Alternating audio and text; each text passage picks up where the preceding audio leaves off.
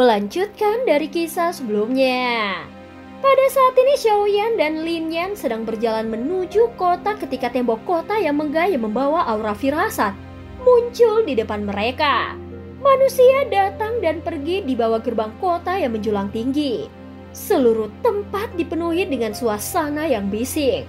Keduanya dengan lancar memasuki kota. Mereka melihat ke jalan yang luas dan toko-toko serta bangunan yang tak ada habisnya di kedua sisi jalan.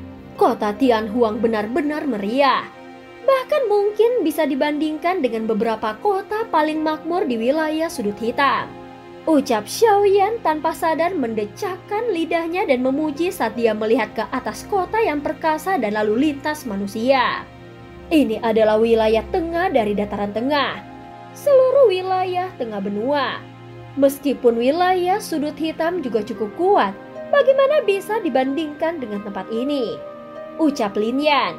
Dia segera mengidentifikasi rute mereka dan membawa Xiaoyan ke lokasi rumah klan Liu. Dia pernah tinggal di tempat ini untuk jangka waktu tertentu. Oleh karena itu, dia cukup akrab dengan kota Tianhuang. Xiaoyan mengikuti di belakang Lin Yan. Mereka berjalan melalui beberapa jalan yang panjang dan mengambil beberapa belokan sebelum sebuah rumah yang sangat luas muncul di depan mata mereka. Manor ini sangat besar. Apalagi ada beberapa penjaga dengan senjata di tangan mereka saat ini di luar manor. Tatapan waspada mereka menyapu sekeliling. Xiaoyan terkejut saat melihat pertahanan kediaman yang ketat. Dia berkata dengan terkejut, apakah ada kebutuhan sehingga banyak penjaga di siang hari bolong? Sesaat kemudian dia mengerutkan keningnya dan dengan lembut berkata, sepertinya ada sesuatu yang salah. Klan Liu tidak mengirim begitu banyak penjaga di masa lalu. Tunggu sebentar. Setelah Lin Yan mengatakan ini, matanya mengembara sebelum dia menghentikan seorang pria yang dengan tergesa-gesa lewat. Dia menangkupkan kedua tangannya dan tersenyum ketika dia bertanya, teman, bolehkah aku tahu apa yang terjadi di kota Tianhuang ini? Mengapa klan Liu bertingkah seperti ini? Orang yang telah dihentikan Lin Yan meliriknya dengan ragu sebelum bertanya, apakah kau datang dari tempat lain? Saat ini klan Liu dan klan Cheng sedang memperjuangkan hak pengelolaan lubang cacing. Kedua klan tersebut telah membawa cukup banyak orang ke area terbuka di tengah kota. Semua orang di kota berlari untuk menonton pertunjukan. Lin Yan sekali lagi merajut alisnya saat mendengar ini. Dia menangkupkan tangannya ke orang di depannya sebelum berbalik dan berjalan ke sisi Xiaoyan. Dengan suara lembut dia berbisik, Xiaoyan, maaf, aku ingat seharusnya giliran klan Liu untuk memiliki hak pengelolaan lubang cacing tahun ini. Mengapa perkelahian terjadi?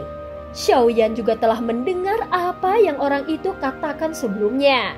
Dia segera menyeringai dan berkata, akankah kita tahu jika kita pergi ke tengah kota dan melihatnya? Lin Yan mengangguk. Dia segera tertawa. Sepertinya Liu Qing sedang tidak mudah menjadi kepala klan. Ikuti aku, perkelahian seperti itu tidak biasa.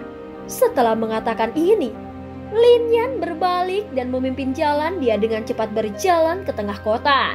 Dan Xiaoyan juga tersenyum dan mengikuti dari belakang. Di tengah kota Tianhuang, ada arena yang sangat luas yang terbuat dari batu hijau. Sebuah platform batu terletak di tengah tanah terbuka.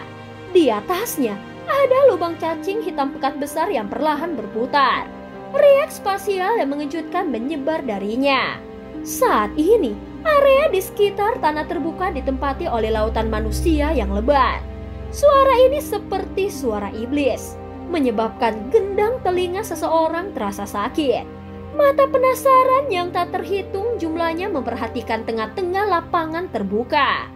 Ada dua kelompok orang yang saling berhadapan di tempat itu. Chen Yao, lubang cacing harus dikelola oleh klan Liuku tahun ini. Apa yang kau maksud dengan bertindak seperti ini? Orang yang memimpin kelompok di sisi kiri adalah seorang pria berbadan tegap. Dia mengerutkan kening dan ada aura kekuatan bahkan tanpa amarah. Wajah seperti ini agak familiar.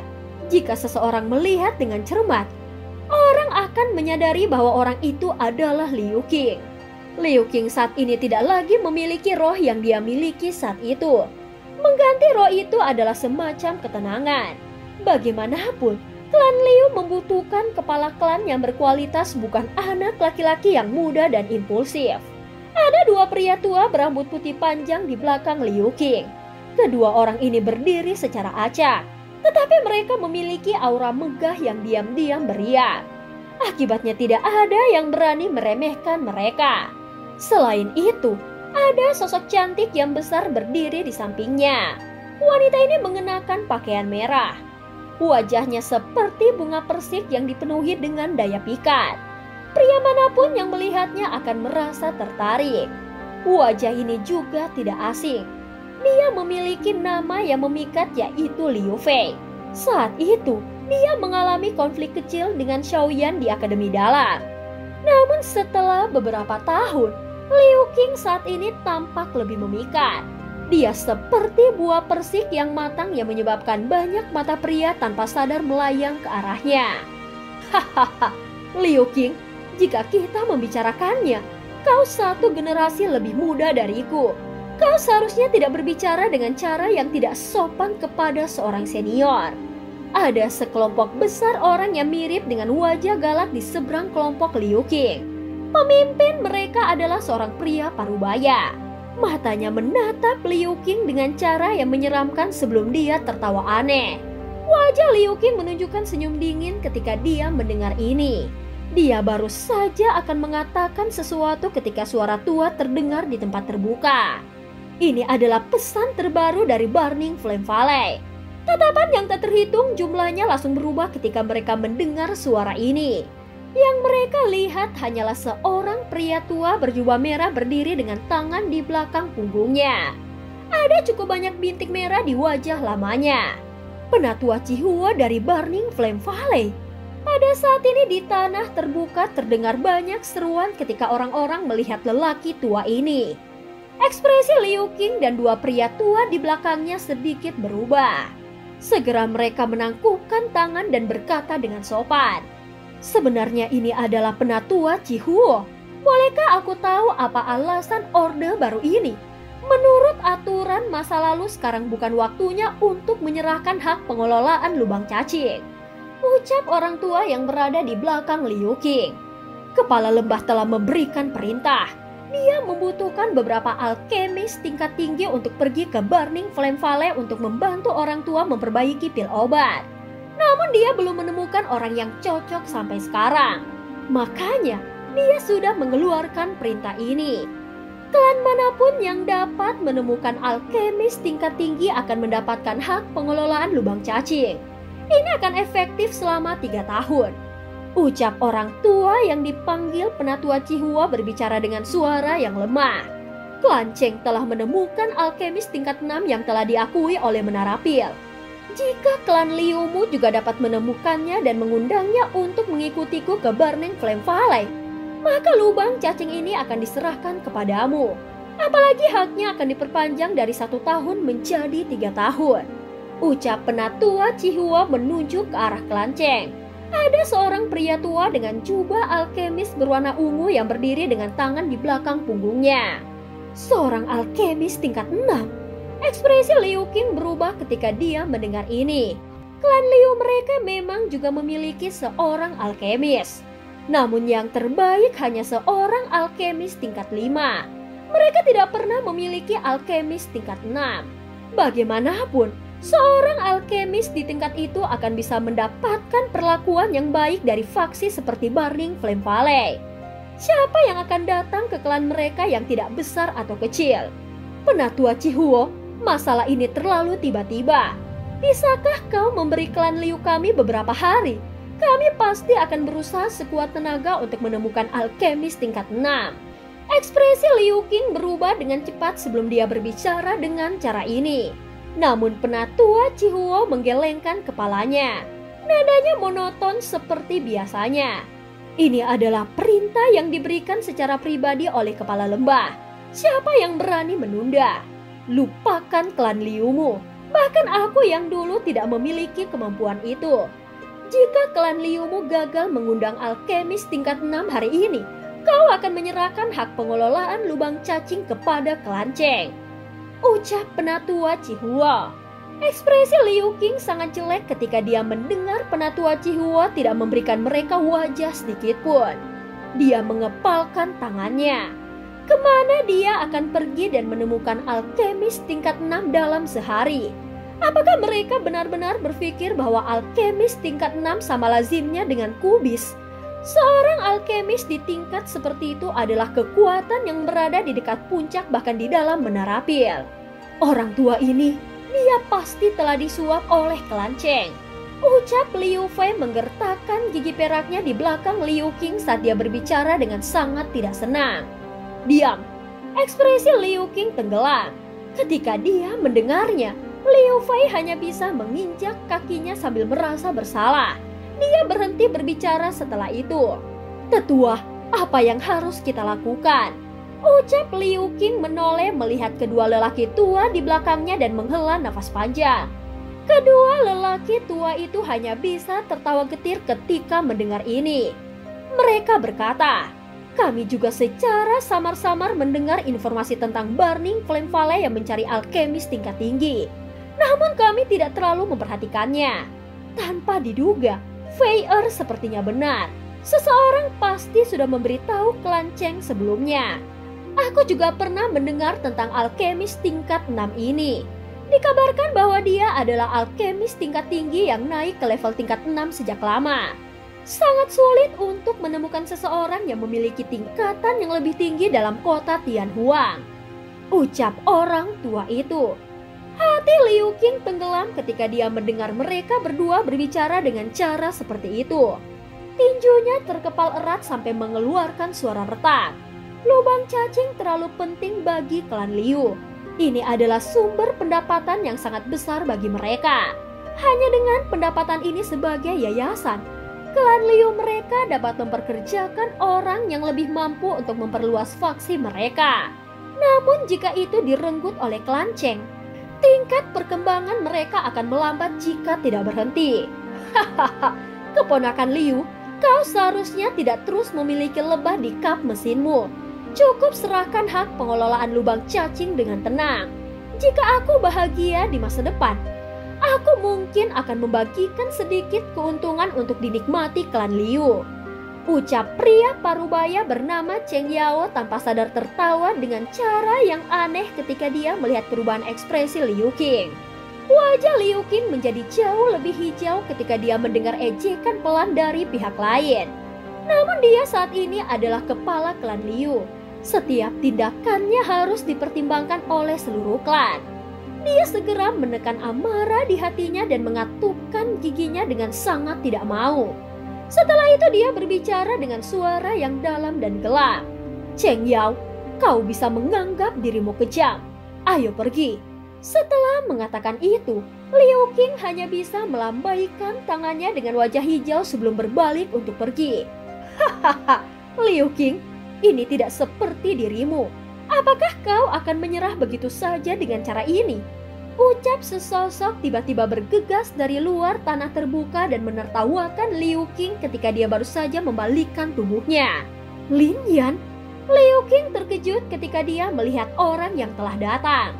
Dia segera menghela nafas sambil berkata dengan senyum pahit. Lupakan saja, ayo pergi. Kau bukan alkemis tingkat 6 dan tidak bisa membantuku. Mendengar ini, Lin Yan terkekeh dengan cara yang aneh. Dia berkata, aku mungkin tidak dapat membantumu tetapi seseorang dapat membantumu. Setelah mengucapkan kata-kata ini, Dia menoleh dan berteriak ke langit. "Hei, berapa lama kau berniat untuk tinggal di sana?" Liu Qing, Liu Fei, dan yang lainnya terkejut saat melihat tindakan dari Lin Yan. Mereka segera mengangkat kepala mereka, hanya untuk melihat seorang pria muda berjalan di udara. Dengan segera, pemuda itu mendarat dengan lembut di tanah. Berjalan di udara, seorang elit Daozong. Hati kelompok Liu Qing merasa dingin saat melihat pemandangan ini. Dia baru saja akan menangkupkan tangannya dan mengucapkan kata-kata sopan ketika tawa yang akrab yang tidak bisa dia lupakan tiba-tiba terdengar. Tawa ini menyebabkan tubuhnya tiba-tiba menjadi kaku. "Liu Qing, sudah berapa tahun sejak terakhir kali kita bertemu? Apakah kau baik-baik saja?" ucap Xiaoyan. Pada saat ini tawa lembut yang familiar menyebabkan tubuh Liu Qing menegang sejenak. Sesaat kemudian, dia akhirnya sembuh. Wajahnya dipenuhi dengan ketidakpercayaan saat dia melihat pemuda tak dikenal itu. Kamu adalah Xiaoyan?" Kata-kata Liu Qing baru saja terdengar ketika tubuh indah Liu Fei di belakangnya tiba-tiba bergetar. Xiaoyan nama yang meninggalkan kesan di hati yang sulit dihilangkan. Jenius sejati dari Akademi Dalam saat itu adalah seseorang yang bahkan saudara sepupunya yang dia banggakan tidak bisa mengejarnya. Mata cantiknya diam-diam mengamati pemuda di depannya. Dia sedikit terkejut ketika mereka berhenti di wajah yang agak asing. Matanya yang berhati-hati menemukan beberapa petunjuk dan tangannya sedikit gemetar di bawah lengan bajunya. Saat itu dia telah mengembangkan dendam kecil dengan Xiaoyan. Karena dendam inilah Xiaoyan bertukar pukulan dengan Liu Qing. Hasilnya bagaimanapun telah menyebabkan dukungan di dalam hatinya hancur total. Sampai saat itu, Liu Fei tidak bisa melupakan sosok kurus yang berdiri dengan gagah di arena saat itu. Saat itu Xiaoyan hanyalah seorang pemuda yang baru saja tiba di Akademi Dalam. Namun prestasinya telah menarik seluruh perhatian akademi. Apakah itu benar-benar dia? Bagian belakang gigi Liu Qing menggigit bibir bawah merahnya. Wanita cantik selalu menyukai pahlawan sejak zaman kuno.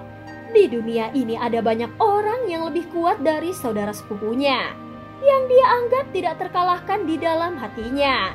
Ini juga menyebabkan dia menahan dirinya yang sulit diatur dan belajar memperlakukan orang lain dengan lembut. Dia terlihat agak berbeda, tetapi suaranya masih sama. Pada saat ini Xiaoyan tersenyum dan melambaikan tangannya. Matanya menyapu Liu Qing saat dia berbicara dengan keterkejutan yang tidak disengaja. "Bintang 7 Dou Huang. Tidak buruk. Kau jauh lebih kuat dari Lin Yan," ucap Xiaoyan. Liu Qing akhirnya bisa mengkonfirmasi identitas orang di depannya setelah mendengar nada yang familiar ini. Kegembiraan melonjak ke matanya. Matanya juga menyapu Xiaoyan dan ekspresi wajahnya menjadi sedikit kusam. Dia tertawa getir. Hahaha, Xiaoyan, sepertinya kau sudah lolos ke kelas Daozong, ucap Liu Qing. Sebelumnya dia telah melihat dengan jelas bahwa Xiaoyan berjalan di udara. Pada saat ini orang-orang di belakang Liu Qing sedikit berubah setelah mendengar kata-katanya. Mata mereka terkejut saat mereka menyapu tubuh Xiaoyan. Sangat jarang menemukan ahli muda Daozong seperti itu. "Aku hanya beruntung," ucap Xiaoyan sedikit tersenyum tetapi tidak menyangkalnya. Aku masih belum bisa menyusulmu. Kau memang pantas menjadi orang dengan bakat paling luar biasa di Akademi Dalam. Aku tidak punya pilihan selain mengakuinya," ucap Liu Qing menghela nafas. Saat itu ketika dia sudah setengah kaki ke kelas Douwak, Xiaoyan hanyalah seorang Douling. Namun dalam beberapa tahun yang singkat, Xiaoyan telah mencapai tingkat yang hanya bisa dia lihat. Perubahan ekstrim ini agak sangat sulit diterima. Pada saat ini Xiaoyan tersenyum. Matanya menyapu Liu Fei di belakang Liu Qing dan tersenyum saat dia mengangguk padanya. Di bawah senyumannya, kemerahan cerah muncul di wajahnya. Matanya yang cantik dengan cepat berpaling. "Kalian semua tidak menungguku saat kau pergi saat itu. Aku pikir sesuatu telah terjadi pada kalian." Mata Xiaoyan beralih kembali ke Liu Qing saat dia berbicara sambil tersenyum.